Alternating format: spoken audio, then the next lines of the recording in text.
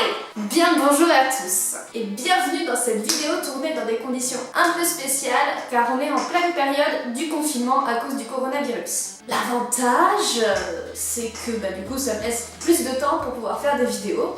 Du coup au moment où vous voyez celle-là, j'en ai fait plein pour avoir une bonne réserve et là au moins je suis tranquille, je vais pouvoir vous en sortir un bon petit paquet. Mais je continue quand même à travailler à côté de ça. Donc il y a et confinement et travail. En attendant, on se retrouve pour une vidéo un peu spéciale sur l'inventaire complet de mon matériel de dessin. J'ai déjà fait une vidéo sur mon matériel de dessin il y a 2 ans, mais uniquement sur le matériel que j'utilisais à l'époque et pas sur tout ce que j'ai à ma disposition. Donc aujourd'hui, on va vraiment parler de ça et on va remettre à jour cette vidéo d'il y a 2 ans. Donc bienvenue dans mon inventaire de matériel 2020. Je vais donc vous présenter tout ce que j'ai à ma disposition. Bien évidemment, il y a du matériel que je n'utilise pas ou très peu, contrairement à d'autres matos que j'utilise quasi quotidiennement. J'ai classé tout ça par catégorie et je vais plus ou moins vous donner mon avis sur le matériel que j'utilise, si je trouve que c'est plutôt quelque chose de bien ou au contraire ça m'a pas du tout plu, du coup c'est parti en archive dans un placard. Donc vous saurez au fur et à mesure ce que j'en pense. Et ça peut toujours être intéressant pour vous donner des idées au niveau du matos que vous pouvez utiliser. Les allergies ne m'épargnent pas. En première partie, on va parler d'abord du papier utilisé parce que malgré tout c'est super important le papier sur lequel on dessine et tout le matos qui est fait pour le croquis. En deuxième partie, on va parler de tout ce qui est liner et ancrage. Et la troisième partie, ça sera toute la partie couleur et remplissage. Et croyez-moi, là-dedans il y a du monde. Alors sans plus attendre, allons-y pour ce setup de 2020 de l'ensemble de mon matériel de dessin. Première partie, le papier. J'en ai 3 sortes. En fonction du résultat que je veux obtenir, je vais utiliser un papier différent. J'ai du papier spécial croquis, idéal pour les crayonnés, les sketchs rapides ou encore les finitions au bic. Même s'il faut faire un petit peu attention car c'est un papier qui a tendance, avec le crayon, à beaucoup s'étaler lorsque vous passez la main et après vous avez la main complètement dégueulasse. Donc là-dessus, c'est son seul petit défaut et c'est un papier légèrement grainé. Voilà, les feuilles à l'intérieur ressemblent à ça. Il est assez rigide et on voit que quand on passe la main, il y a un léger grain. C'est pas tout lisse au toucher. En revanche, la couleur a pas forcément un rendu de ouf dessus car c'est pas un papier qui est fait pour ça. C'est un papier qui va avoir tendance, si vous utilisez des feutres à alcool, à beaucoup le boire.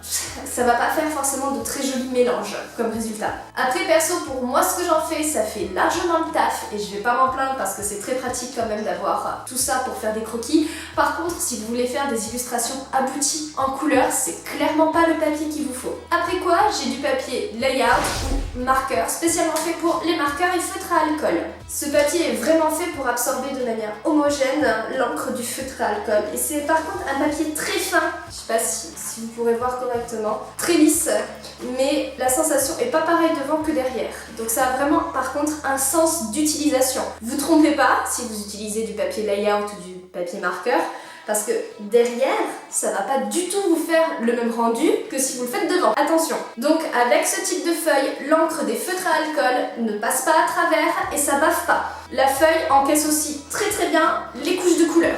Donc compléter aussi avec du crayon de couleur, ça marche très bien. En revanche, comme je vous disais, la feuille est hyper fine. Donc quand vous gommez, faites vraiment très attention. Elle a tendance à se plier très facilement. Et une fois qu'elle est pliée, ça se voit. Donc, à faire très attention.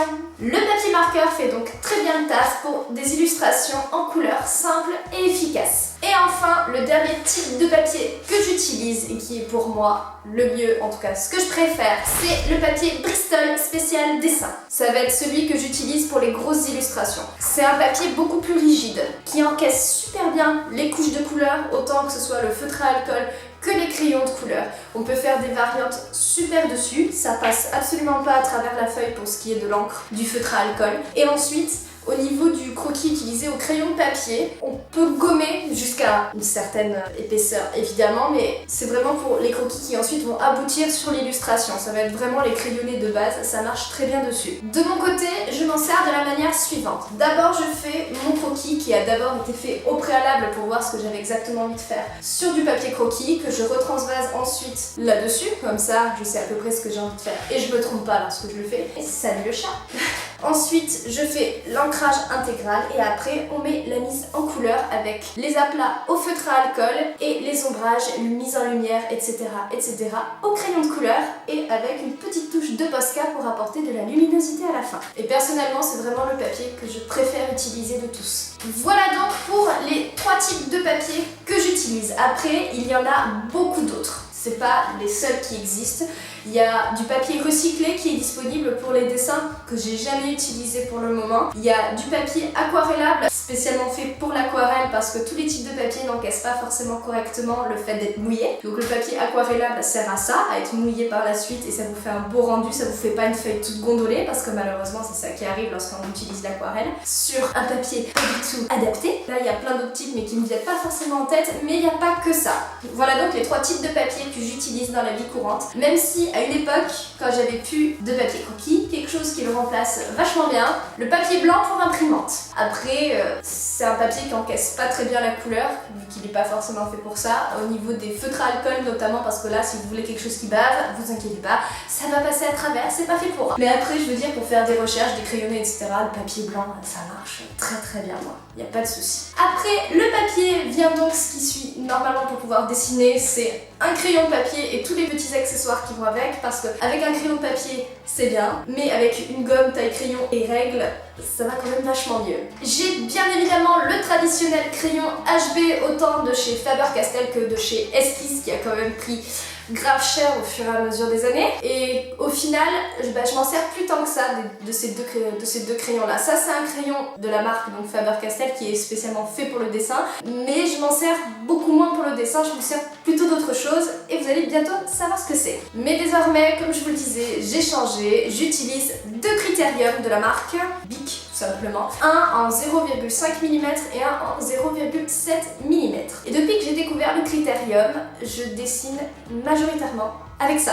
Et je vais vous expliquer pourquoi, parce que ça a des avantages non négligeables. Majoritairement, le gros point fort du critérium, c'est que la mine reste de la même taille, contrairement à un crayon. Là, vous voyez, au fur et à mesure que l'on l'utilise, on est obligé de le retailler. Et avec un critérium, ben, pas du tout. La mine reste tout le temps constante, de la même épaisseur, donc ça, c'est super bien.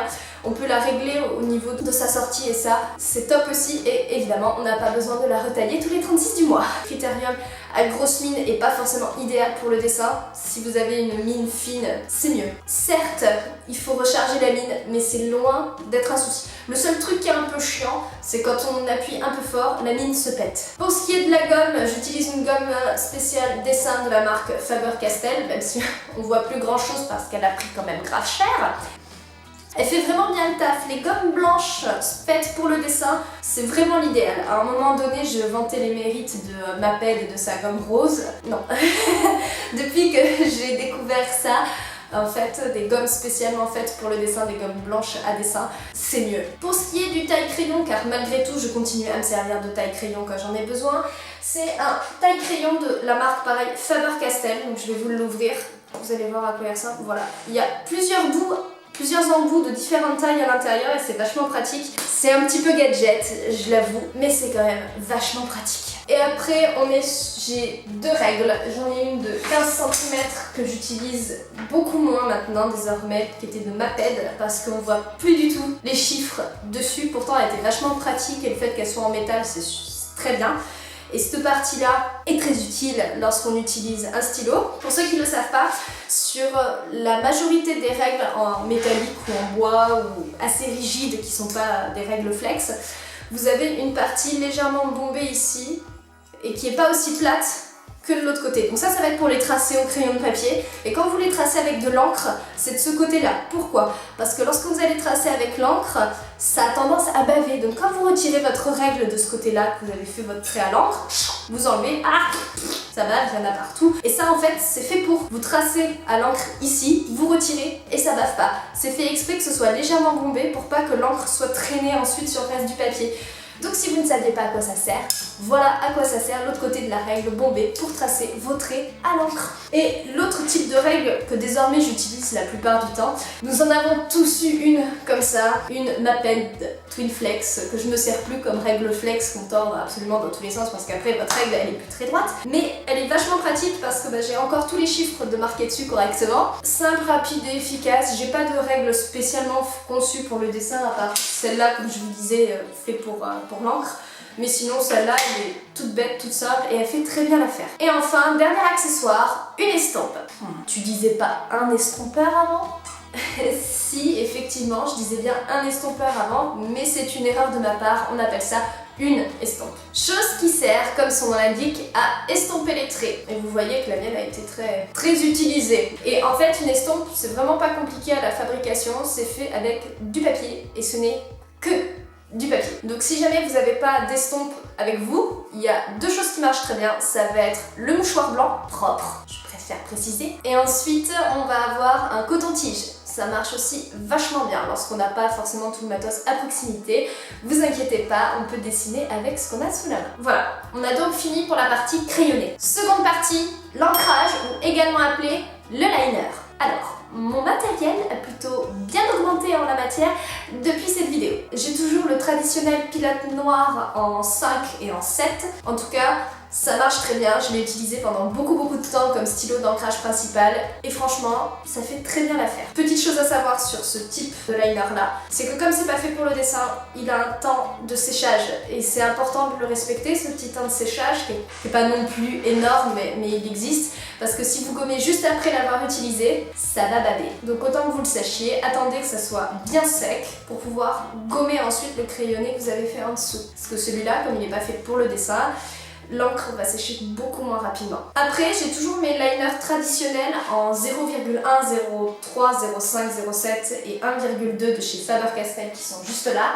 Celui-là, celui-là, celui-là. Il y en a un qui s'est cassé malheureusement, le plus petit.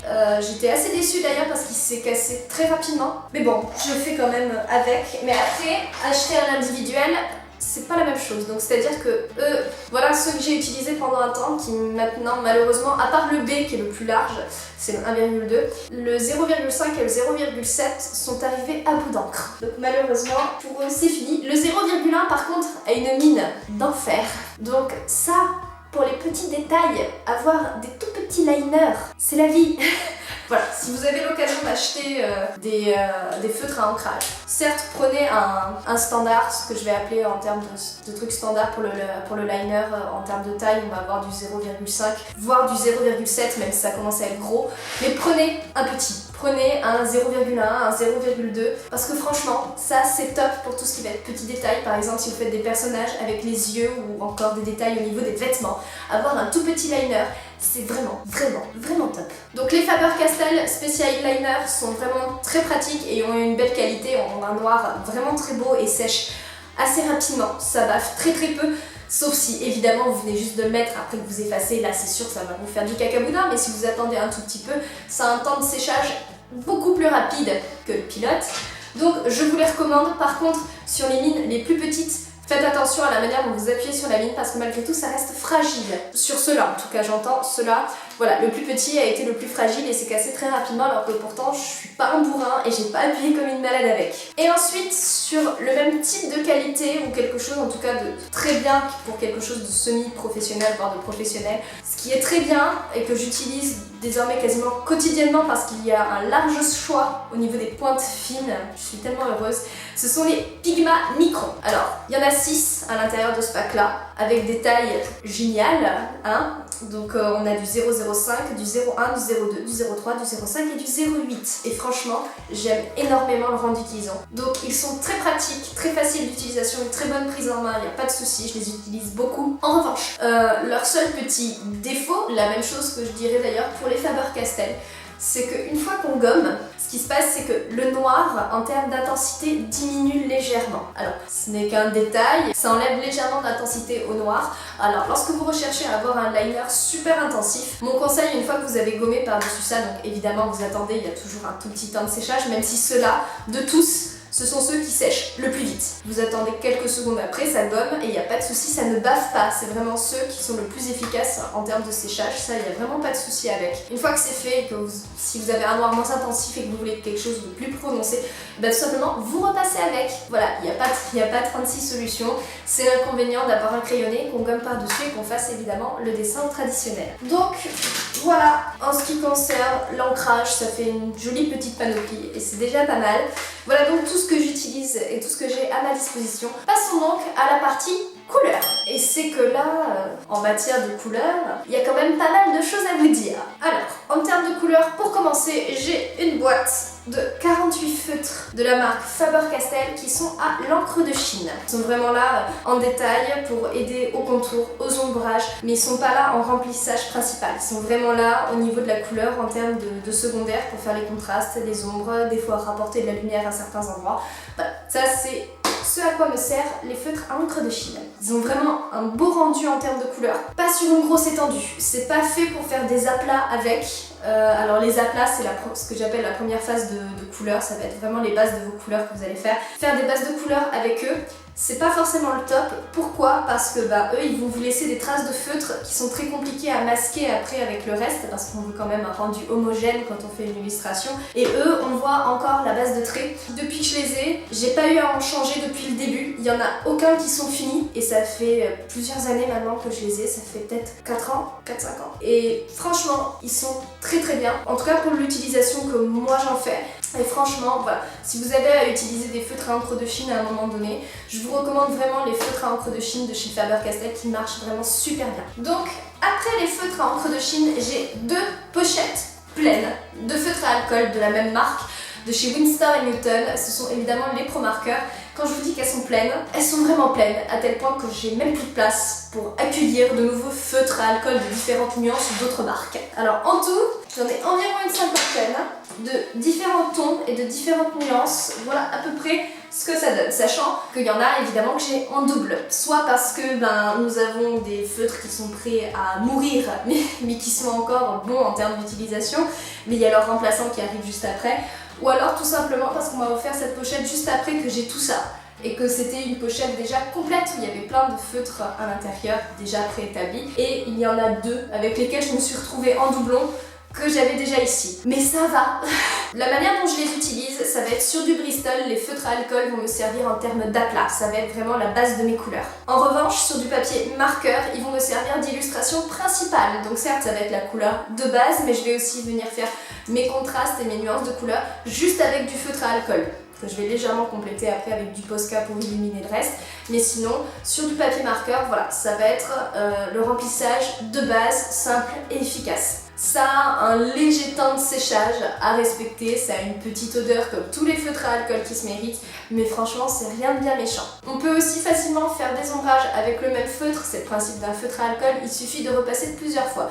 Donc dans l'idéal c'est attendre que ça sèche, repasser là où on veut faire des ombrages, attendre que ça sèche, et si on veut encore avoir quelque chose de plus intense, on repasse encore une fois. Le seul truc que je trouve dommage avec les Pro Markers et les broches marqueurs de Winsor & Newton, c'est qu'ils sont pas rechargeables et qu'on est obligé de racheter la nuance de couleur. Une fois qu'on l'a fini, on est obligé de racheter un nouveau stylo, donc on va mettre à la poubelle intégralement ça, et c'est pas très écologique. Après, sachez qu'en termes de qualité et d'intensité de couleur, on est sur quelque chose de vraiment très bien, de qualité professionnelle, donc c'est vraiment quelque chose de super quand on utilise des Pro Markers, c'est vraiment très bien. Après, j'aimerais tester d'autres types de feutres à alcool parce que pour le moment, je connais que ça, plus un autre type de feutre à alcool que j'ai déjà testé, donc je vous parlerai après, qui n'est pas l'idéal pour moi. Après, sachez que dans le département où j'habite, c'est très compliqué d'obtenir du matériel de dessin divers et variés. Il n'y a qu'un seul magasin où j'arrive à m'approvisionner en feutre à alcool, et si j'ai envie d'obtenir du bon matériel, c'est soit commandé par internet, soit il faut que j'aille péter à Toulouse ou Carcassonne. Vive l'Ariège! Mais bon, après je sais où trouver d'autres types de feutres, et j'aimerais bien tester les Copic qui, de ce que j'ai cru comprendre, eux sont rechargeables. Il y a aussi les feutres à alcool caméléon qui sont très intéressants, qu'il faudrait que je teste. Ensuite, je vous présente donc cette boîte qui est quand même assez célèbre, c'est l'essentiel sur ma chaîne parce que c'est vraiment la boîte dont je suis la plus fière, dont je vante les mérites. Donc c'est de la marque Faber-Castell, ce sont des feutres aquarellables que j'utilise depuis vraiment un petit moment maintenant, qui sont vraiment super pratiques, qui ont un rendu absolument magnifique quand je les utilise. Et je les utilise pas en tant que crayon aquarellable, honte à moi, je les ai jamais utilisés en tant qu'aquarelle, parce que j'ai pas le papier pour, mais c'est vrai que ça serait à tester. Dites-moi si ça vous intéresse en commentaire que je les utilise comme type aquarelle, voir ce qu'on en pense. Mais en tout cas, à l'utilisation traditionnelle, ils marchent vraiment très bien, ils ont une intensité de couleur absolument magnifique, d'ailleurs ça se voit qu'ils ont été beaucoup utilisés. Il y en a désormais qui sont tout petits. Le seul inconvénient, c'est que malheureusement, ils sont pas trouvables à l'unité. Donc une fois que je les aurai finis, les plus petits, je ne pourrai pas retrouver exactement les mêmes et les remplacer. Ça, c'est vraiment le seul point négatif que je regrette par rapport à cette boîte-là. Et croyez-moi, j'ai cherché. J'ai pas encore trouvé de solution parce que je suis pas encore arrivée à bout, même si ils sont tout petits. J'ai pas encore trouvé de solution pour pouvoir remplacer les plus petits, mais bon, je vais bien réussir à trouver quelque chose. Après, je sais que cette boîte est toujours en vente sur le marché, et notamment commandable sur le site Faber-Castell. Par contre, elle a plus du tout le même design, et pareil pour les crayons qu'il y a à l'intérieur. Je me suis renseignée, vous inquiétez pas. Pareil pour les crayons qu'il y a à l'intérieur, ils ont plus tout à fait ce design-là, mais ils sont toujours trouvables, la qualité est toujours trouvable. J'ai pas trouvé de magasin parce qu'on me les avait offerts à Noël il y a plusieurs années et ma mère les avait achetés à Strasbourg. Donc si vous habitez à Strasbourg, apparemment il y a un magasin dans lequel on peut trouver ça, donc allez-y, profitez-en. Mais sinon, il faut les commander par internet. Et ensuite, j'ai une boîte de Posca, ce sont des marqueurs peinture à base d'eau qui sont indélébiles pratiquement sur tout type de support. Alors pourquoi pratiquement? Parce qu'il y a des surfaces sur lesquelles ça glisse et sur lesquelles ça tient mieux. Donc je vais vous dire d'ailleurs de ce pas sur lesquels c'est indélébile et sur lesquels ça ne l'est pas. Ils sont permanents sur des surfaces type poreuse. Papier carton, de la pierre, le bois, le métal brut ou poreux, le plastique qui est du type silicone, le textile et la céramique brute. Alors par contre, si vous avez envie de vous en servir comme sur des t-shirts ou des baskets ou des trucs comme ça, il me semble qu'il y a quand même une bombe, voilà c'est ça, une couche de vernis bombe à base d'eau à appliquer dessus pour que ça puisse tenir, pour pas qu'à la machine à laver ça s'enlève ou que ça se dégrade ou que ça se modifie. Et sur le textile, ils disent qu'il faut repasser à l'envers sans vapeur, donc avec un fer à repasser, pour éviter que la peinture ne s'effrite. Vous savez, les trucs dégueulasses que lorsque vous avez floqué un t-shirt, des fois bah, ça s'enlève parce que ça n'a pas été correctement floqué. Donc voilà, ça peut très bien servir là-dessus et après c'est effaçable sur les surfaces lisses, comme le verre, la céramique traitée, le plastique du type PVC et le métal lisse. Alors, il y a plusieurs moyens d'utiliser un Posca, je viens de le constater parce que moi je ne l'utilise pas forcément de tous les effets dont ils prétendent. Donc vous pouvez utiliser les effets du Posca sous différentes manières, soit sous format aquarellable, donc avant que l'encre soit sèche, vous utilisez un pinceau et vous vous en servez sur type aquarelle, avec un pinceau préalablement trempé dans l'eau, etc., etc. Soit vous pouvez vous en servir du type peinture, donc il faut arriver à étaler. Lorsque vous avez de la peinture qui est encore humide, il est possible de mélanger les couleurs sur le support en estompant à l'aide de la pointe avec un chiffon et créer plein de nuances diverses et variées. Ensuite, c'est superposable.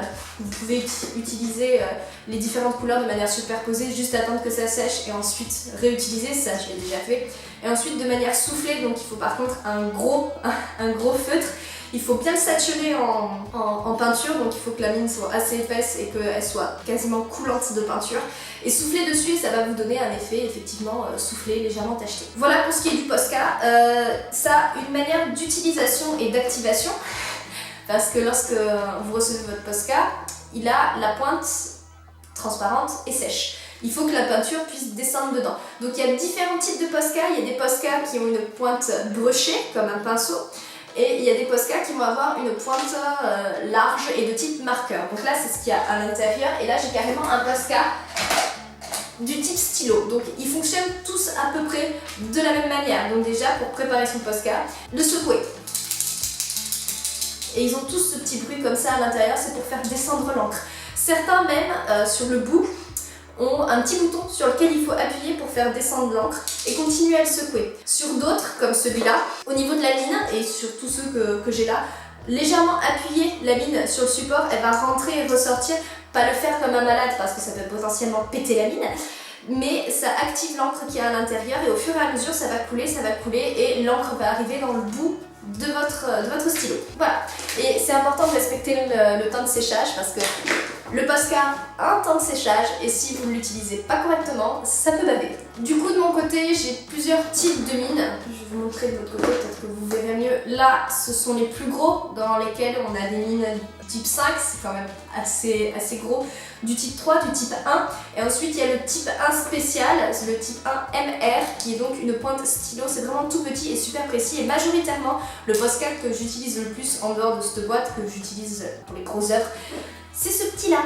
Alors le petit Posca blanc, je m'en sers majoritairement pour faire la lumière sur toutes mes illustrations ou entourer le personnage pour le faire ressortir. C'est vraiment super pratique à ce niveau-là. Même repasser de l'encre de Chine sur du blanc une fois que c'est fait, ça vous donne un super bel effet. Voilà moi ce que j'utilise avec le Posca blanc. J'ai un Posca blanc comme ça, après j'ai un jaune, un doré, un argenté et un beige, ce qui laisse quand même une belle panoplie aussi. Alors ça, tout ce que vous venez de voir, c'est le matériel que j'utilise majoritairement. Là, on va passer sur un matériel que j'utilise soit beaucoup moins, voire quasiment pas. J'ai donc avec moi une boîte de crayons de couleur de la marque Da Vinci, qu'il faut d'ailleurs que je fasse une vidéo dessus en comparaison au Faber-Castell pour vous donner un avis constructif. Le peu que j'en ai utilisé, je suis assez contente. Par contre, c'est une petite boîte, il n'y a pas beaucoup de nuances à l'intérieur.